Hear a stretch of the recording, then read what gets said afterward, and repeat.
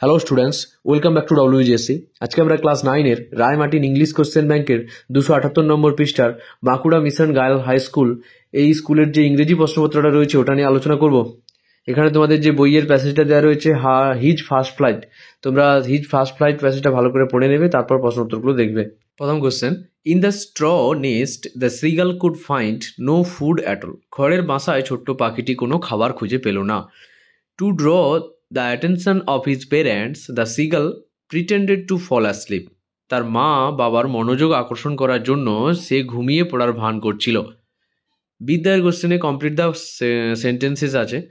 তো the seagull felt the heat of the sun because he had not eaten since the previous nightfall. কারণ সে আগের রাত থেকে কি ঘুমায়নি।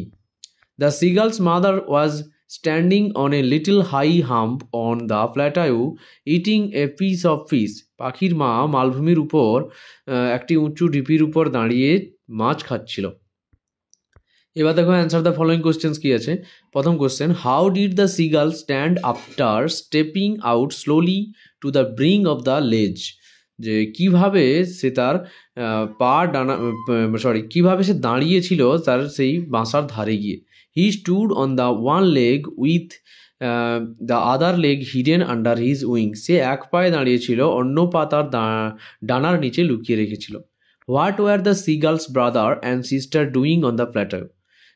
তার যে দাদা এবং তার ভাই বোনেরা সেই মালভূমির উপর বা সেখানে কি করছিল। They were dozing with their heads sank into their wings. তারা ঘুমাচ্ছিল এবং তাদের মাথা ডানার ভিতর গোঁজা রেখেছিল। এবার এখানে থেকে তো পোয়েমটা দিয়েছে, তোমরা পোয়েমটা ভালো করে পড়বে, তারপর প্রশ্নোত্তরগুলো দেখবে। দেখো, to the poet her father's roof is sheltering. কবির কাছে তার বাবার ছাদের অনুভূতি ছিল নিরাপদ আশ্রয়। In the poem the poet feels nostalgic. এই কবিতায় কবি অতীত স্মৃতিচারণায় ডুবেছিলেন। শৈশবের দিনগুলির মনে করে তিনি আবেগপ্রবণ হয়ে পড়েছিলেন।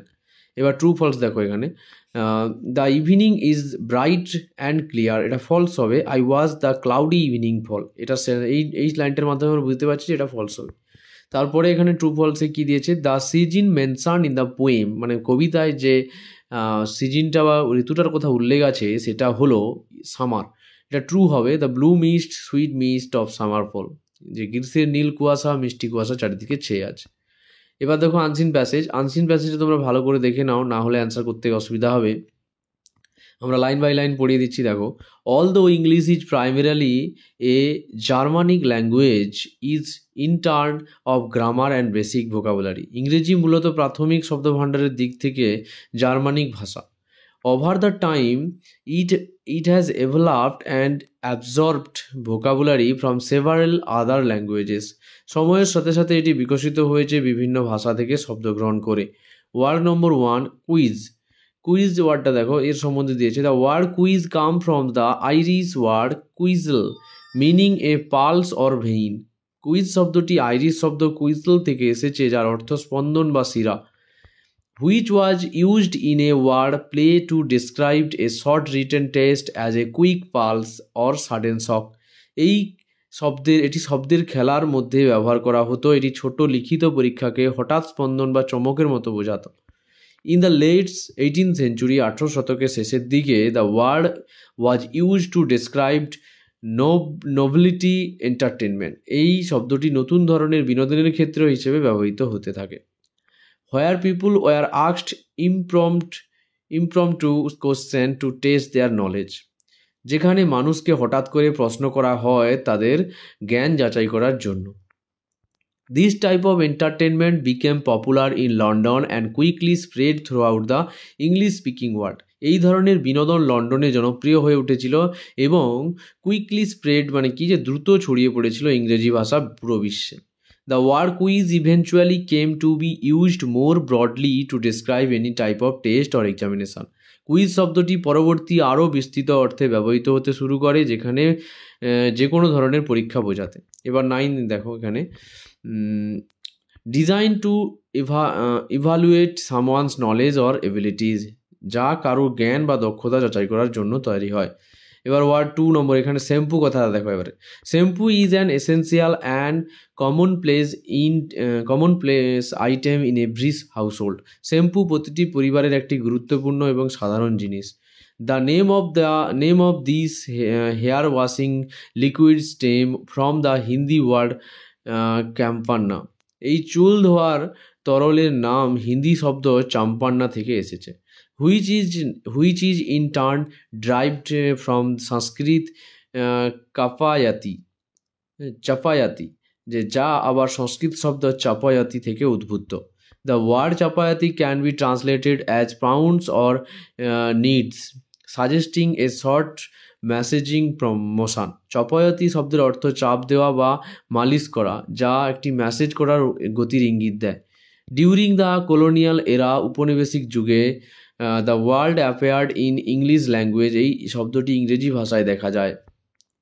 Taking on the meaning of the cleansing and massaging the scalp, যার অর্থ দাঁড়ায় মাথার তালু পরিষ্কার এবং ম্যাসেজ করা। Which later came to the modern understanding of the liquid use to wash hair, যা পরবর্তীকালে চুল ধোয়ার তরলের আধুনিক ধারণায় রূপান্তরিত হয়। এবারে পরের ওয়ার্ডটা কি দিয়েছে দেখো এখানে, চেকমেট। ইন কেস, এটা দাবা খেলার সঙ্গে যুক্ত। ইন চেস, দাবা খেলায়, ইন টার্ম চেকমেট, চেকমেট শব্দটি is voiced when the player king is attacked, যখন একজন খেলোয়াড়ের রাজা আক্রমণের মুখে পড়ে। And there is no way to the king, no way for the king to be escaped being captured, এবং রাজাকে ধরা পড়ার থেকে বাঁচানোর আর কোনো উপায় থাকে না। The term is said to have derived from the Persian phrase সাহামত। এই শব্দটি পার্সি বাক্যাংশ সাহামত থেকে এসেছে বলে মনে করা হয়। The translate of this expression has caused much debate, এই অভিব্যক্তির অনুবাদ নিয়ে অনেক বিতর্ক রয়েছে। Originally the phrase was however a player's king who faces checkmate does not die. মূলত এই বাক্যাংশের একটি অর্থ ছিল যে খেলোয়াড় চেকমেট পড়েছে আর রাজা মারা যায় না। But is placed in an inescapable position, বরং সে এমন একটি অব্যাহতির অযোগ্য অবস্থানে পড়ে। And thus he has given no option to move, এবং যার ফলে তার চলার কোনো সুযোগ থাকে না। এবার দেখো এখানে কোশ্চেন দেখো, প্রথম কোশ্চেন, দ্য টিক মার্ক দিতে বলেছে যে the word come from the Irish word quizzle meaning a pulse or vein, এটা কী হবে, কুইজ হবে। The word checkmate is associated with the chess, যে চেকমেট অ্যাসোসিয়েটেড মানে সম্পর্কিত কার সঙ্গে, দাবা খেলার সঙ্গে। এবার এখানে কমপ্লিট দ্য ফলোয়িং সেন্টেন্সেস দিয়েছে দেখো। Despite English being a primarily Germanic language, over time it has developed and absorbed vocabulary from several other language. ইংরেজি যদিও একটি জার্মানিক ভাষা, তবুও সময়ের সাথে সাথে এটি বিকশিত হয়েছে এবং বিভিন্ন শব্দ থেকে শব্দ গ্রহণ করেছে। The word shampoo is derived from the Hindi word champanna, which comes from the Sanskrit word chapayati. Shampoo শব্দটি হিন্দি শব্দ চাম্পান্না, যেটা সংস্কৃত শব্দ চপায়াতি থেকে উদ্ভূত। এবার এখান থেকে প্রশ্ন উত্তর দিয়েছে দেখো, what did the word quiz means in the late 18th century? 18 শতকে কুইজের মানে কী ছিল? In the late 18th century the word quiz meant a kind of nobility entertainment where people were asked impromptu question to their test knowledge. 18 শতকের শেষের দিকে quiz শব্দটি বোঝাতে এক ধরনের নতুন ধরনের বিনোদন, যেখানে মানুষ হঠাৎ করে প্রশ্ন করা হতো এবং তাদের জ্ঞান যাচাই করা হতো। What does it mean to face checkmate at the end of the game of chess? To face checkmate means that king is in a position where it can not escape and the game ends. চেকমেটের মুখোমুখি হওয়া মানে হলো রাজা এমন একটি অবস্থানে পড়েছে যেখান থেকে আর পালাতে পারবে না, এর মানে খেলাটি শেষ হয়ে যায়, এখনই খেলাটি শেষ হয়ে যায়। What is the difference between the meaning of the word shampoo and the colonial era, the present time? In the colonial era, shampoo mean cleansing and massaging the scalp. Now it means the liquid used to wash hair. যে উপনিবেশিক যুগে shampoo কথার মানে হচ্ছে মাথার তালু পরিষ্কার এবং ম্যাসেজ করা, বর্তমানে এটি বোঝায় তরল যা চুল ধোয়ার জন্য ব্যবহৃত। এবার গ্রামার দেখো এখানে, ইট ওয়াজ নট ড্যাশ 1911, এখানে আনটিল হবে, that dash first the first, তারপরে of the vitamins was identified. 1911 খ্রিস্টাব্দ পর্যন্ত ছিল না যখন ভিটামিনের একটি শনাক্তকরণ করা হয়েছিল। দেখো তারপরে দেখো, Adam has a tendency to steal, split the sentence. তো Adam has a tendency, he steals. ঠিক আছে, যে অ্যাডামের একটা প্রবণতা ছিল, সে চুরি করে।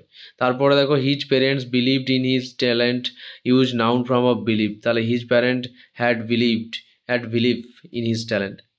ঠিক আছে, তারপরে দেখো health is more valuable than wealth, use positive degree. Health is as valuable as wealth. ঠিক আছে, স্বাস্থ্য ধন সম্পদের মতোই মূল্যবান। তারপরে choose the correct phrasal verb. তো এখানে she told that we should not withdraw her word. এখানে উইথড্র থেকে কী হবে, উইথড্র থেকে হবে টেক ব্যাক। তো এখানে টেক ব্যাক কথাটা তোমরা লিখবে। The prisoners have escaped from the prison. এখানে গট অ্যাওয়ে হবে, গেট কিন্তু হবে না, এখানে গট অ্যাওয়ে হবে। ভালো করে তোমরা দেখবে। আচ্ছা, এক্সট্রা ফ্রেজাল ভার্ব ছিল এখানে নট ইউজ, এটা কাম অফ হচ্ছে। আচ্ছা, তারপরে দেখো কোশ্চেন নম্বর 3 থেকে মিনিং খুঁজতে হবে। তো স্পন্টেনিয়াস থেকে কী হবে, ইমপ্রম্পটু। ঠিক আছে, যে আকস্মিকভাবে ঘটে যাওয়া। তারপরে অর্ডিনারি থেকে হবে কমনপ্লেস, প্রতিদিনের ব্যবহার। তারপরে এবার ডায়লগ রাইটিং, এখানে কী টপিকটা, the need for female education for national development. তো এখানে ন্যাশনাল ডেভেলপমেন্ট, ফিমেল এডুকেশান তোমাদের পড়তে হবে। তোমরা পজ করে এখান থেকে তুলে নেবে, এটা আমি এটা লিখে দিয়েছি। আর তারপরে দেখো এখান থেকে লেখা রয়েছে, তোমরা ভালো করে দেখবে। আর এই ভিডিওটা ভালো লেগে থাকলে তোমরা লাইক শেয়ার কমেন্ট করে দিও। দেখা হচ্ছে পরের ভিডিওতে। Thank you.